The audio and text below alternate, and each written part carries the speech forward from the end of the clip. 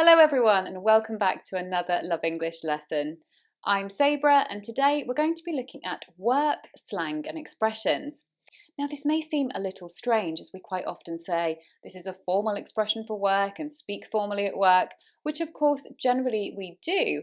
However, when you're with colleagues or when you're in a more relaxed environment at work, or you're quite close to your colleagues or you know your boss well, we very often do use slang and expressions. So today we're looking at slang words and expressions that are specifically for the workplace. As well as that, I'm going to be telling you something very exciting about one of our partners, Lingoda, the online language school. They are running their fantastic language sprint again, which you can sign up for and become a language champion. So more about that to come.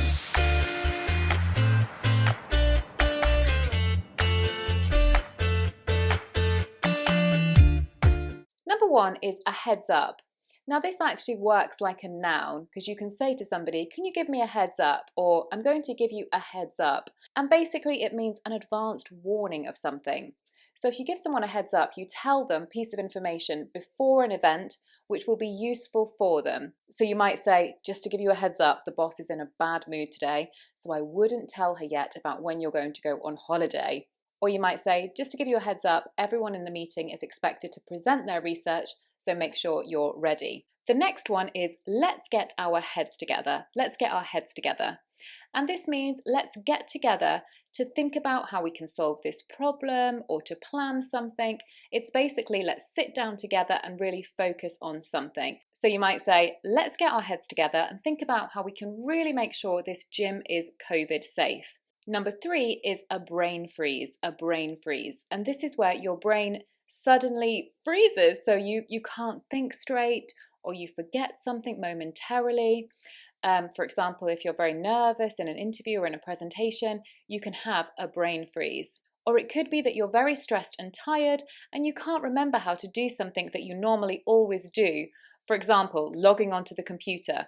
You could say, oh, I was so tired this morning. I completely forgot my login. I had a brain freeze. The next one is a no-brainer. This is a very common one, a no-brainer. Now, it's where something is so obvious, makes such sense that it's just the obvious thing to do. It's something you don't even need to think about because it's the obvious choice. So, for example, if a company was doing an offer where you have to spend £5, but then you get an extra 20 to spend, it's a no-brainer. You would think, well, it's only £5. If I get an extra 20, why not? So it's something that is just so obvious that it's the right choice. Now, speaking of a no-brainer, this is where I want to introduce Lingoda and the Lingoda Language Sprint. Now, Lingoda are an online English language teaching school, but you can also learn French, Spanish, German, business English, and other languages as well. Now, they run something called a sprint, where you can sign up for classes for 3 months, and if you do 30 classes a month for 3 months, you can get 100% of your money back. Oh, it's a no-brainer. For me, it's a no-brainer. You learn English, and if you do it all, you could get your money back. It's a no-brainer. However, if this is too much for you, there is also the option of a half sprint, where you would do 15 classes a month for 3 months, and then you would get 50% of your money back. So the first option is sign up for 3 months, do 30 classes a month for 3 months, and if you do all of those, you'll get 100% of your fee back. Alternatively, you can do 15 classes a month for 3 months and get 50% of your fee back. So you can sign up until October the 15th, and then the sprint starts on October the 31st. Now, if you want to learn English quickly, if you want to master the language quickly, become a language champion, then this could be just the thing for you, because sometimes it is much better to learn a language intensely, to immerse yourself in it a lot more. So this could be a fantastic option for you if you're looking to do that quickly. You can do business English as well as French, Spanish or German, and you'll learn with qualified English teachers who are professional and native speaking. As well as that, classes are 24/7, so you could learn anytime. So that's absolutely perfect if you need that kind of flexible working. So both plans do require a deposit of €49 and the payments are in 3 monthly instalments. So classes are taught online through Zoom and they're 60 minutes. and it's not big groups. There's only 2 to 3 students in a class, very likely, or a maximum of 5. I myself have been a Lingoda student. You can see me quickly in this lesson here, aprendiendo español. Entonces, por es primero inicial razón, ¿sí? Y para es el finalidad. Última, razón última. Última razón. Studying with Lingoda ourselves, Sabrah's had quite a few Spanish lessons, and I even had a go. Here are just a few testimonials from some real Lingoda students. They have a flexible schedule like I have never seen in other language platforms. I'm taking classes every day and I always choose the time that suits me best. Lingoda is a professional and authoritative platform to learn foreign languages. The tutors are good coaches and the materials are systematic and scientific. They are really transparent and helpful for me to achieve my goal. They have live chat almost all the time and you can get your responses instantaneously. So go on, click that link and check out some more testimonials from Lingoda. And of course, do comment below and let us know whether you're planning on studying on the Lingoda language sprint this time round, or if you've previously studied with Lingoda. Comment below and share your Lingoda testimonial. Let us know how they have helped you in achieving your language goals. So if you are ready to master English and be the next sprint champion, then please do head down to the description box for our link to sign up. And as well as that, here's our voucher code, which will take €20 off the deposit. Make sure you check the terms and conditions, of course, guys, before you sign up. The next one is something has gone tits up, which is a little bit rude. Obviously, the first word is a swear word, and so it's not a good idea to use this expression around people you don't feel comfortable with or people who are very superior to you. It's much better to use it with colleagues when you're having office banter and things like that. However, sometimes at work we can get a bit frustrated and sometimes we need phrases like these. Now, if we say, oh, that's all gone tits up, or it's gone tits up, it means something has gone completely wrong. So we've messed up an interview, or we don't think a presentation went well, things did not go according to plan at all, we would say, oh, that went tits up. Right, the next one is similar, but obviously not quite as strong. This one is, it's gone to pot. It's gone to pot. And this means something has deteriorated in quality, so become less good than it used to be, or become really quite bad. So we can say, oh, that restaurant has really gone to pot. I wonder whether it's got a new owner. It didn't seem as clean and the food was not as tasty as it used to be. It's gone to pot. The next one is messed up. So you might know this one, it's more common to mess up. And it means to make a mistake. So if you say, oh, I've messed up the calculations because something doesn't seem right in the budget, you mean you've made an error, you've made a mistake. I messed up that interview when I told them one of my problems was timekeeping. Why did I say that? Number 8 is chocker, chocker. And this means very busy, a very full diary. So if you say, I'm absolutely chocker today, so I can't fit in any more appointments, this means you're very busy. There's no spaces for anyone else. Chocker. You can also describe a place as chocker. You can say, the town centre was chocker today, and that would mean it was absolutely full of people. The next one, I quite like this one. This one is slammed. Slammed, and it means very, very busy, very similar to chocker. So if you're working in a bar and the bar is super busy all evening and you have no time at all to have a break, or if you work in the restaurant trade, that kind of thing, it's very common for workers to say, oh my goodness, it's been slammed, or we're slammed in here, meaning super, super busy. You can use this, of course, in your own work if you don't have a minute in the day. So an example might be, luckily, we managed to catch her before she was too slammed to chat at work. The next one is ping me, ping me.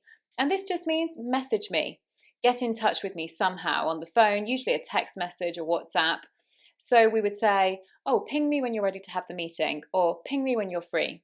Number 11 is to axe someone, to axe someone. Now imagine that an axe is for cutting wood, so it's a cutting device. And usually when we say cut in English, if we don't mean actually physically cutting, we mean reductions. Cuts mean reductions. Axe is the same. In fact, axe means to get rid of people. So if we say we're axing about 20 employees, this means we're getting rid of those people. We are laying them off or making them redundant, so they will not have a job anymore. You can also use it to talk about a project. So we might say we're axing that new project or we're axing that new system. Again, it would just mean getting rid of that. The next one is back to the drawing board. Back to the drawing board. And this just means, right, we have to go back to the beginning because what we've tried so far hasn't worked. So it's like kind of saying, right, we've got to go back to the ideas board, if you like. You know, obviously on a board, that's where you do all your plans, on a whiteboard. So it's almost like saying we've got to go back to the board and see what new ideas we can come up with. But obviously it doesn't mean you have to do that. It's more metaphorical. So when we say, right, back to the drawing board, we mean, okay, that hasn't worked, we'll have to try something new. So an example could be, we're going to have to go back to the drawing board to see how we can fix that IT glitch. That first thing we tried hasn't worked, so back to the drawing board. Number 13 is back to the grindstone, back to the grindstone. And this means back to work. We can also say, right, back to the grind. Basically, it just means back to work, back to hard work. It's often quite negative when we say back to the grind or back to the grindstone. In fact, a kind of nickname for work, slang, a nickname for work in the UK is the daily grind, the daily grind. And to grind is to rigorously try to shred something or to make something smaller. So grain, like wheat, was ground in a mill by hand before we had machines, and this was very heavy work. So the inference is quite negative if we say back to the grindstone or back to the grind. Do you have an equivalent idiom in your country for this? I'm sure you do. Please tell me about that in the comments below. Number 14. Now, if your work is very hard, if it does feel like a real grind, you might need to sometimes slack off. Now, to slack off means to take it easy, to not be doing much at work, to be having a little break or being quite lazy. So if we say stop slacking off, we mean, get on with your work, stop taking a break, stop being lazy, to slack off. Now, people that are slackers or who slack off too much sometimes need a kick up the bum, a kick up the bum. And basically this means a kind of push to get on with work. Really to be told, come on, hurry up, get on with your work. So we might say, oh, you're going to have to go and give those three over there a kick up the bum. I see they've been chatting and drinking coffee for half an hour. Go and give them a kick up the bum so they get on with work. And this would mean come on guys, chat time is over. Or it could be even a shock. So a kick up the bum from a strict boss might be, right, everyone who doesn't reach their targets for this month will not be getting their bonus for the whole year. And that would certainly give employees a kick up the bum. I do want to say here that the American version of this is a kick up the ass. And we sometimes do use this version, it's a bit ruder, but we probably would say a kick up the arse, as that is the British version of that word. But it is a little bit ruder, it's more harmless to say a kick up the bum. Now, while we're on the topic of bottoms, the next one is a pain in the bum. Now, a pain in the bum is something that is annoying. If you say, oh, what a pain in the bum, you mean, oh, that's a really annoying thing that I have to do, or it's something that I really don't want to do, it's a hassle. So you could say, it's a real pain in the bum having to put in all my hours electronically at the end of the month. It takes me ages, it's such a pain in the bum. Again, you could change this expression for the slightly ruder equivalents, either the American or the British one, but they are ruder. Number 17 is a drag, a drag. If you say something is a drag, again, it's something annoying, something you don't want to have to do, a pain. They are synonyms, really. Particularly, we use a drag to talk about something that is boring. So we could say, oh, that meeting was a real drag, meaning, quite boring, painful to experience. A drag. Split hairs, to split hairs. And basically this means when people are too particular or too fussy about the details of something, it's almost like trying to split one hair, which of course is very difficult. So it's when people at work, they're just too fussy about the details. So it could be in terms of the writing, the wording of something, or the way something is done. And another person can say to them, oh, come on, is that really that important? That's just splitting hairs. So we often use this whole phrase, that's just splitting hairs, or let's not split hairs. Number 19 is to cut corners. And this is kind of the opposite really to splitting hairs. To cut corners is where you try to reduce the amount of work you have to do by cutting out certain elements of it. And often this isn't actually that good because you can make a mistake or things perhaps aren't kept at the standard they should be. So basically it's to do something in the easiest, cheapest or fastest way possible, so you just get the work done, but the quality of the work is not necessarily all that good. Although sometimes it's necessary. If you're really under pressure, you can say, right, let's just cut corners and let's do it the quick way for now. However, often we use it more in a negative way because we say, oh, they're really cutting corners on health and safety. We haven't had an inspection for months. Number 20 is to bump someone up, and this is just to promote someone. So we might say, oh, she's been bumped up to editor after having been a writer for 8 years. How fantastic. To promote someone, to bump them up. Number 21, this is a very British phrase and we use it a lot, to faff around, to faff around. And basically this means not to get on with the task at hand very quickly, to kind of get distracted, to do tasks that are not high priority, to start tidying your desk or making a cup of tea when you should be finishing off a report. So sometimes people might say to each other, come on, stop faffing around, we need to get on with work, or something like this. Or, oh, she faffs around so much in the morning before leaving the house. That's something that my partner says to me. He's always telling me off for faffing around before I leave the house. He's probably right, although at the time those tasks seem very important to me. Are you a person that faffs around sometimes and can't always get on immediately with the task at hand? Or are you very good at quickly getting on and being very organised? Tell us about that in the comments below. The next one is just, let's call it a day, which is when you finished your work, you can say, right, I'm off home now, let's call it a day. Or your manager might say this at the end of a shift to signal that you can go home. He or she might say, right everyone, come on, let's call it a day, off you go, something like this. Number 23 is to bust a gut. And this means to work very hard, same as work like a Trojan. If we say, oh, I'm busting a gut to get this project finished, or I'm busting a gut to get the paintwork done, it means you're really working very, very hard. And basically the American version of this is to bust your ass. We tend not to use that one as much. Here we say to bust a gut. Your gut is your stomach, so we tend to use that instead of bottom for a change. 24 is to work like a Trojan, to work like a Trojan. A Trojan was, of course, historically a kind of soldier. And so if we say we're working like Trojans, it means working very hard. It's quite a common phrase actually in the UK. I'm not sure about the US, but if you're working very hard, you can say, oh, I'm very tired, I'm knackered. I've been working like a Trojan. Number 25 is to beaver away, to beaver away. And this means to work very industriously towards a goal. Now, a beaver is this animal here, and they're famous for being very hardworking, being very industrious, getting their dams finished, which they build on rivers. And so if we say we're working like a beaver, then it's a nice expression to say we're working very hard towards a particular goal. It's not necessarily negative. We can also say to beaver away, which is possibly more common. So we say I've been beavering away, just trying to get all these accounts finished so I can have a nice relax after that. I've been beavering away all day. Number 26, to soldier on, to soldier on.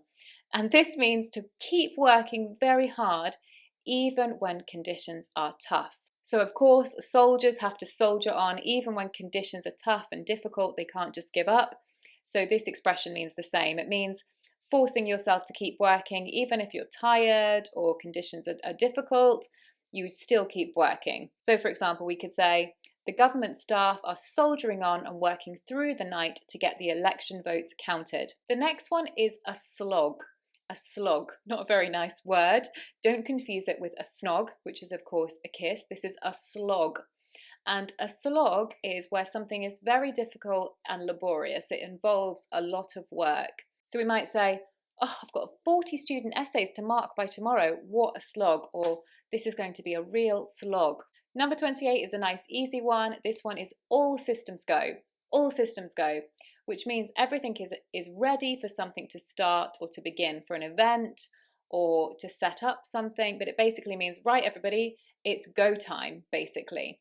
So for example, we could say, Once they got the money from the investors, it was all systems go so they could set up the business. Number 29 and 30 are blue collar worker, your collar being the top of your shirt, and white collar worker. Now, a blue collar worker is traditionally someone who works more in the manual field, so electricians, plumbers, anyone who works in agriculture, trades, that kind of thing. And that's because they often wear more blue clothing traditionally, like overalls, for example. However, white collar worker refers to office workers because, of course, they wear, or usually they're required to wear, something like a white shirt. So this is how we distinguish between the two. Blue collar worker, white collar worker. Tell us in the comments, are you a blue collar worker or a white collar worker? Right, everybody, that is the end of this lesson, slang and expressions for work. I hope you find this useful and you have occasion to use these. Please do try and use any of them in a sentence below, and don't forget to sign up for that amazing Lingoda sprint. We wish you all the best with the sprint, and we'll see you soon on Love English. Bye-bye.